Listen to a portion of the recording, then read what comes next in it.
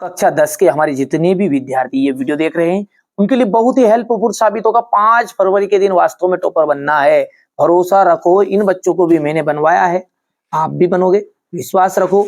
एक ही वीडियो में इतनी चीजें बता दूंगा कि आपको कोई दूसरा वीडियो देखने की जरूरत नहीं पड़ेगी, और देखना अभी नहीं है। लेकिन यदि आप 75 में 75 नंबर चाहते हो तो मैं ए से लाके अब तक आपको दूंगा प्रोवाइड। ठीक है, बिल्कुल आप तो घबराइए मत, शंका मत रखिए, बिल्कुल भरोसा रखिए, है ना। शब्द शक्ति जो होती है वो 3 प्रकार की होती है। अज्ञे जो है ना, वो हमारे मैं क्यों लिखता हूं के लेखक है। रीति सिद्ध काव्य धारा जो है हमारे इसके बिहारी जी रीति सिद्ध काव्य धारा के कवि है। ठीक है, कुकुर मुत्ता जो है ना हमारी किताब में दी गई है, सूर्यकांत त्रिपाठी निराला जी की रचना है। विश्वनाथ ने कही थी रसात्मक वाक्यम काव्यम होता है। ठीक है भैया, यहाँ से अपन आगे बढ़ते हैं। तो झटपट हल्दी पीस कर घावों पर किसने थोपी, तो हल्दी माता जी ने घावों पर थोप दी थी। तुलसीदास जी की जो रचना है कवितावली है। अलंकार हम काव्य की शोभा बढ़ाने वाले धर्म को कहते हैं। बिस्मिल्लाह खा बालाजी के मंदिर में रोज शहनाई बजाते थे। यहाँ से बात करते हैं आगे की, तो प्रत्येक चरण में 16-16 मात्रा है। ठीक है, यहाँ से आ जाएगा ये भिक्षु के पत्र आ जाएगा, यहाँ पर भजन दानंद कौशल्यान। अनुभव विस्फोट का जाएगा, विज्ञान का दुरुपयोग बैजनाथ मिश्र नागार्जुन का बचपन का नाम आ जाएगा। अब एक वाक्य में उत्तर यहां से देख लीजिए, है ना। चलो, शब्द गुण कितने प्रकार के होते हैं, एक वाक्य में उत्तर है ये। तो 3 प्रकार के होते हैं, 3। और यदि इनका नाम पूछे कोई तो नाम बता देना, प्रसाद, माधुर्य,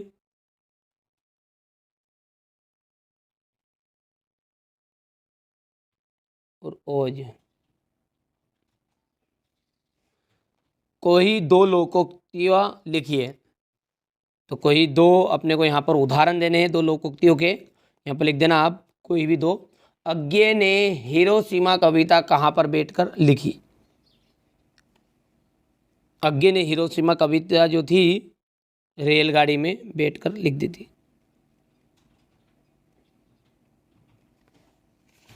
हो गया। चलिए, इसके बाद में यहाँ से देखिए, आपके पाठ्यक्रम में जयशंकर प्रसाद की कौन सी रचना है, तो आत्मकथ्य।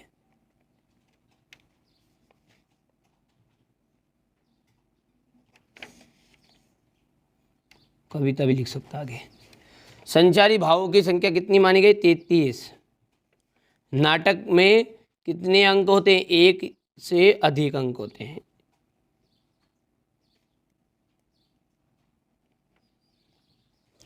यथाशक्ति अव्ययी भाव समास का उदाहरण है, सत्य है।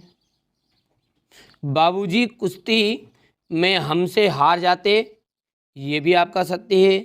मैं क्यों लिखता हूँ, इस कविता के रचनाकार परशुराम को लक्ष्मण से डर गए, अरे भैया तोड़ देते, ज्यादा नाटक करता लक्ष्मण, है ना। हाँ, करुण रस का स्थायी भाव शोक है, बिल्कुल सत्य है। वैदिक काल में शहनाई का उल्लेख नहीं मिलता, ये बात आपका, ये भी आपकी सत्य है। कर लोगे। अब यहाँ से क्वेश्चन नंबर 6 से अपन अगले वीडियो में सोल्व देखेंगे, पूरा 23 तक का एक साथ दे दूंगा मैं, कम से कम एक आधे घंटा का वीडियो रहेगा, क्योंकि मैं इनको समझाऊंगा अभी तो सही आपको, है ना। तो ये क्वेश्चन नंबर 8 हो गया, 9 हो गया, अच्छे से कंप्लीट कर लेना, है ना।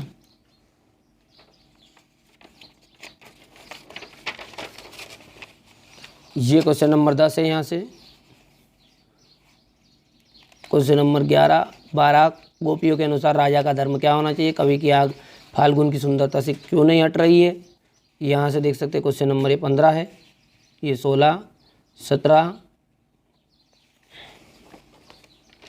ये क्वेश्चन नंबर 18, कहाँ है, थोड़ा सा इधर कर दूँ, हो गया। क्वेश्चन नंबर 19, 20, 21 हो गया। चलिए 21 के बाद में यहाँ से देखिए, ये क्वेश्चन नंबर 22, यहाँ से देखिए, इस आत्मकथ्य में लेखिका के पिता रसोई को भटियार खाना क्यों कहकर संबोधित किया, क्योंकि रसोई में काम करने वाली युवतियों की रचनात्मक प्रतिभा जलकर नष्ट हो जाती। ठीक है, इसके बाद में यहां से देखिएगा, हो गया। आगे की बात करें तो क्वेश्चन नंबर 7 है आपका, हलदार साहब पहले मायूस क्यों हो गए थे? हलदार साहब जो थे वो पहले मायूस क्यों हो गए थे? खेतीबाड़ी से जुड़े ग्रस्त बाल गोविंद भगत अपनी किन किन चारित्रिक विशेषताओं के कारण साधु कहलाते हैं? देखिए, वे ग्रस्त से जुड़े होने के बाद भी भगत जी का आचरण जो था संतों के जैसा था।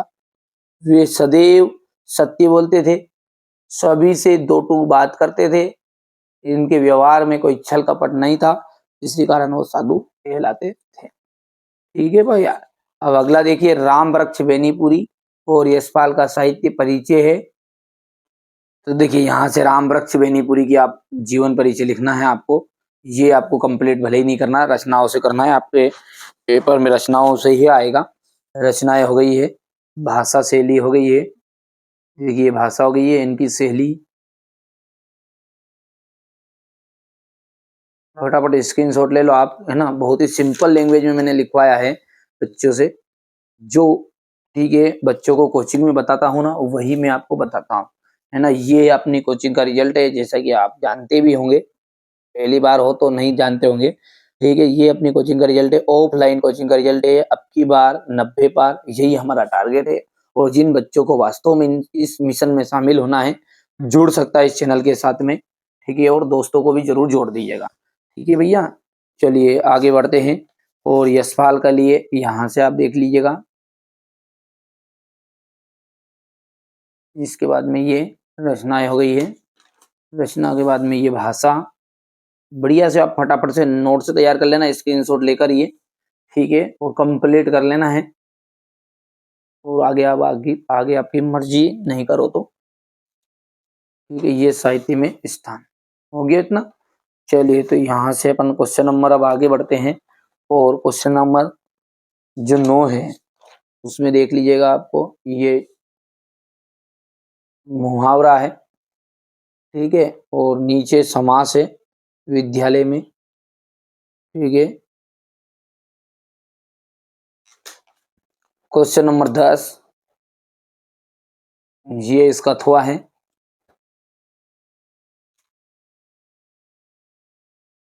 क्वेश्चन नंबर 11 अथवा।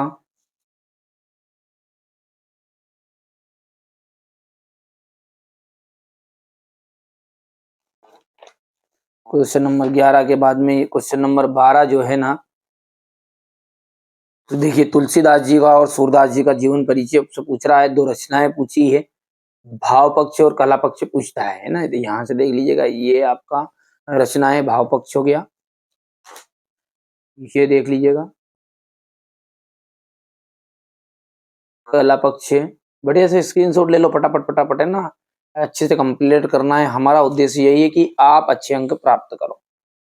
ये हो गई शैली और भाषा शैली में से, और साहित्य में स्थान, ठीक है। इसके बाद में है आपका सूरदास जी का भी है,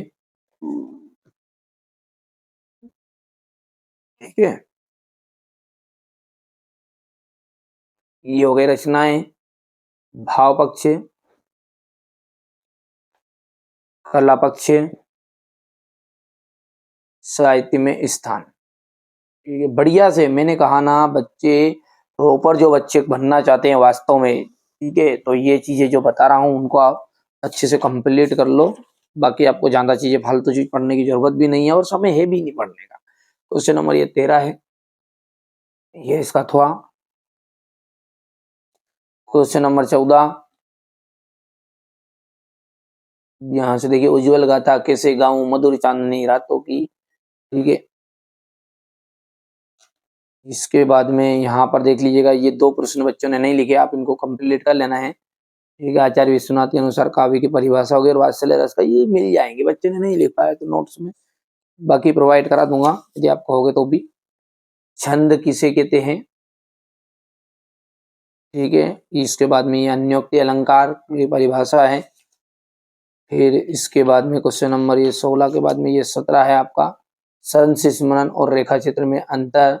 बाकी बड़ा करना है, वैसे मैंने इसको डाल भी रखा है, जैसे आप सर्च करोगे ना रेखा चित्र संत स्मरण में अंतर, तो बड़े अंतर आ जाएंगे, 4 अंतर, वो करना है आपको, है ना, 2 नहीं, है ना। यहां से देखिएगा हो गया क्वेश्चन नंबर 17।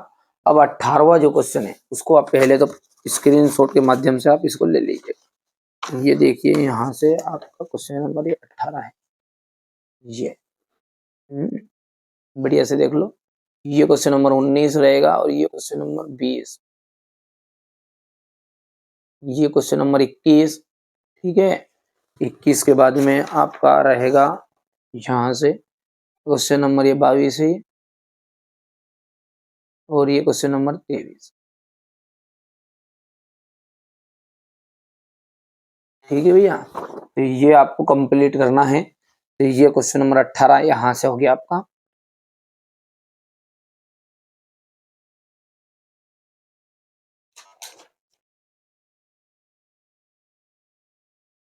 ये यहाँ से और जो बड़े बड़े क्वेश्चन है इनको मैं आपको सेपरेट वीडियो में समझाऊंगा विषय आराम का अलग से, ताकि आप अच्छे से कंप्लीट कर सको। 4-4 नंबर के और 3-3 नंबर के क्वेश्चनों का एक सेपरेट वीडियो अलग ही बनाऊंगा। ठीक है,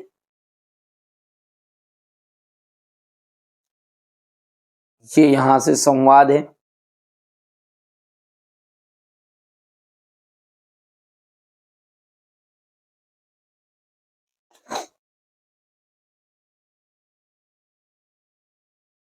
ये संदर्भ प्रसंग व्याख्या।